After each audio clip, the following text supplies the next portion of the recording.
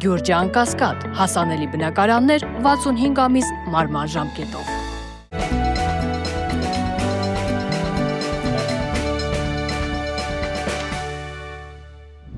Բարև ձեզ, Փաստինֆո եթերում շարունակում ենք հետևել միջազգային իրադրությանը։ Սկսենք Իրանից։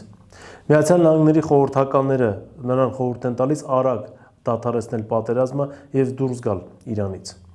Ըստ էության նրանց հաշվարկները կայանում են նրանում, որ այն խնդիրները, որոնք դրվել են ռազմական գործողություններ սկսելուց առաջ, ըստ էության չեն իրականացվել։ Եվ ինչպես ասում են, միջոցները չեն արդարացնում նպատակը։ Շատ ավելի մեծ գումար է ծախսվել ռազմական գործողությունների համար, քան նախատեսվում էր, իսկ ամերիկացի ֆինանսիստները արդեն նշում են, որ միայն առաջի 2 օրերին ծախսված գումարը կազմել է 5.6 միլիարդ դոլար։ Երկրորդը, հոգևոր առաջնորդի վերացումը ոչինչ չտվեց Իրանի հետ կապված եւ Իրանում բողոքի ակցիաներ տեղի չունեցան։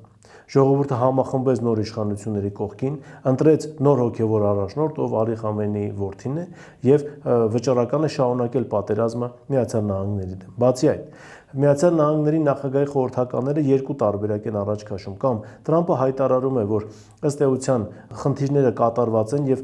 բոլոր այն նպատակները, որոնք դրվել էր Միացյալ Նահանգների ռազմական ղեկավարության առջև, դրանք իրականացված են եւ հիմա պատերազմը դադարեցնելու ուղղակի պատճառ այլևս չկա։ Եվ երկրորդ վատագույն տարբերակը, Միացյալ Նահանգներում հայտարարում են, որ այս ամենի մեղավորը Նեթանյահուն է, որ Իսրայելն է Միացյալ Նահանգների ղեկավարին սխալ տեղեկատվություն տրամադրել, դրա համար էլ ողջ պատասխանատվությունը պետք է կրի Իսրայելը եւ Միացյալ Նահանգները այդ կապակցությամբ եւս դուրս է գալիս պատերազմից։ Ինչևէ, տեսնենք թե իրավիճակը ինչպես է զարգանալու։ Այն, որ Տրամպը ինքն է կարծես ուղիներ փնտրում ռազմական գործողությունները դադարեցնելու հետ կապված, նաև խոսում է այն մասին, որ Տրամպ օրինակ Ռուսաստանի նախագահի հետ հեռախոսազրույցում, որը տեղի ունեցել իր նախաձեռնությամբ, քննարկել է Իրանի հարցը եւ արդեն ամերիկյան պաշտոնական շրջանակները հայտարարություն են տարածում, թե այդ հեռախոսազրույցը շատ լավ է անցել եւ բավականին դրական են արտահայտվում Պուտինի հետ Տրամպի ունեցած հեռախոսազրույցից։ Ռազմական գործողությունները ավարտվելու են եւ Տրամպը հասկանում է, որ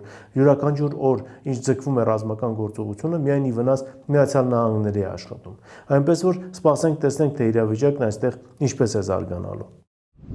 Երկրորդ թեման, որին ցանկանում եմ անդրադառնալ, Միացյալ Նահանգների տարածաշրջանային դաշնակիցներին է վերաբերում։ Եթե հիշում եք, ռազմական գործողությունների սկսվելուց ի վեր Ադրբեջանը որոշակի ակտիվություն էր ցուցաբերում։ Անգամ ռազմական գործողություններից առաջ Միացյալ Նահանգների փոխնախագահ Վենսը ժամանելով Ադրբեջանի ղեկավարին գովում էր նրա համար, որ նա շատ ջերմ հարաբերություններ ունի Իսրայելի հետ եւ բոլորին թվում էր, թե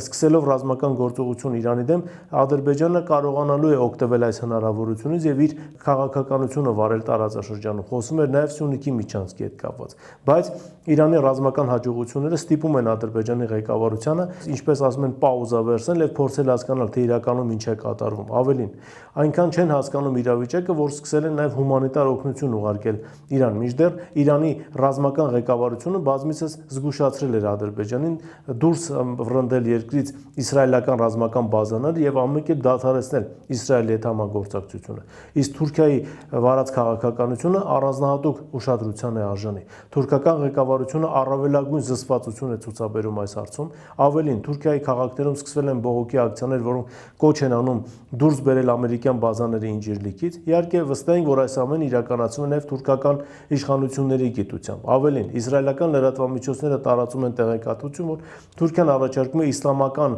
կոալիցիա ստեղծել ընդդեմ Իսրայելի եւ արդեն Իսրայելից հնչում են սպառնալիքներ, որ Իրանի դեմ ռազմական գործողությունների ավարտից հետո հաջորդը կարող է լինել Թուրքիան։ Մի փոքր թերահավատ ենք, թե Իրանի դեմ ռազմական գործողությունների ավարտից հետո Իսրայելը առհասարակի վիճակի կլինի Թուրքիայի հետ ռազմական գործողություններ սկսել, քանի որ դա անկանխատեսելի հետևանքներ է ունենալու կրկին Իսրայելի համար, բայց այն, որ տարածաշրջանի պետությունները հնդածած փոխում են իրենց քաղաքականությունը Իրանի հետ կապված, սա եւս ակնհայտ է։ Սա եւս մեզ համարել է ձեռնտու, քանզի եթե նրանք փոխում են իրենց քաղաքականությունը, նշանակում է մեր վրա է ճնշումը թուլանալու, նշանակում է Իրանի խոսքը ավելի հստակ է դառնալու տարածաշրջանում եւ այն կարմիր գծերը, որոնց մասին բազմիցս ասել էր Իրանը, ավելի են կարմրելու եւ Սյունիքը շարունակելու է մնալ հայկական։ Այնպես որ սպասենք տեսնենք, թե այստեղ եւս իրադարձությունները ինչպես են զարգանում։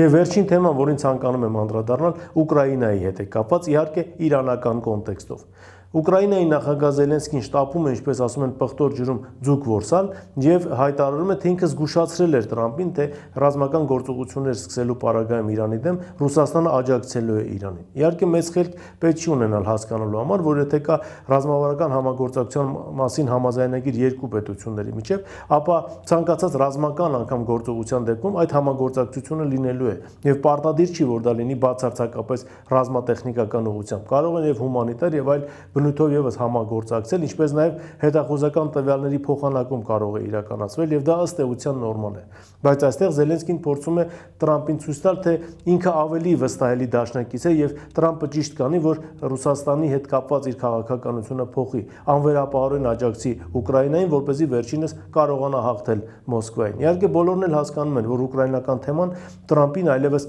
հետաքրքիր չէ։ Ըստ էության ուկրաինական թեման հետաքրքիր կլիներ, եթե Տրամփը կարողանար Իրանում լուրջ հաջողությունների հասնել, փոխել վարչակարգը եւ Իրանը վերցնել իր հսկողության տակ։ Դրանից հետո բնականաբար կկոշտանար Մոսկվայի հետ նրա երկխոսությունը եւ նաեւ դիրքորոշումը կկոշտանար, բայց հիմա միաժամանակ երկու ճակատում ըստ էության պարտվելով Միացյալ Նահանգները չի համարձակվելու գնալ դիսկուրսի կոշտացման եւ չի համարձակվելու ավելի կոպիտ կերպով պահանջել Մոսկվայից, օրինակ դուրս բերել զորքեր ուկրաինական տարածքներից կամ չռմբակոծել Ուկրաինայի կենսական նշանակություն ունեցող օբյեկտներ։ Իսկ Զելենսկու համար սա վերջին հնարավորություն է, վերջին հնարավորություն ինչ որ բան փոխելու։ Շատ լավ հասկանում է, որ ինչքան ձգվում է Իրանի դեմ պատերազմը, այնքան նրա շանսերը ավելի են փոքրանում, այնքան Ուկրաինայի շանսերն են փոքրանում ռազմական ճանապարհով ինչ որ բան հետ բերել ռազմաճակատներից։ Սպասենք տեսնենք, թե իրավիճակը ինչպես է զարգանալու։ Ես ձեզ հիշեցնեմ, որ անպայման բաժանորդագրվեք մեր YouTube-յան ալիքին, ինչպես նաև շնորհակալ ենք բոլոր այն նվիրատվությունների համար, որ արվում է ձեր կողմից մեր ալիքի աշխատանքն անխափան ապահովելու համար։ Այսօր այսքանն է, շնորհակալություն, կհանդիպենք հաջորդ անգամ։